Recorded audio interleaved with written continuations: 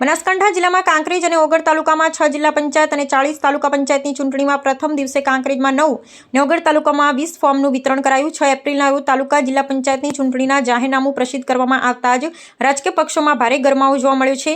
ત્યારે કાંકરેજ મામલતદાર કચેરીમાં જિલ્લા પુરવઠા અધિકારી નીનામાની અધ્યક્ષસ્થાને અધિકારી અને કર્મચારીઓની બેઠક યોજાઈ હતી, જેમાં ચૂંટણીલક્ષી કામગીરી અંગે ચર્ચા કરવામાં આવી. ત્યારે કાંકરેજ તાલુકામાં 20 તાલુકા પંચાયત અને 3 જિલ્લા પંચાયત સીટ ઉપર 9 ફોર્મ વિતરણ થયું હોવાનું કાંકરેજ મામલતદાર ગૌતમ દરજીએ જણાવ્યું હતું, જેમાં 14 તાલુકા પંચાયત સીટ ઉપર કાંકરેજ તાલુકા મામલતદાર ચૂંટણી અધિકારી તરીકે કામ કરશે અને 6 તાલુકા પંચાયત સીટ ઉપર કાંકરેજ તાલુકા વિકાસ અધિકારી નરેશભાઈ ચૌધરી ચૂંટણી અધિકારી તરીકે કામ કરશે.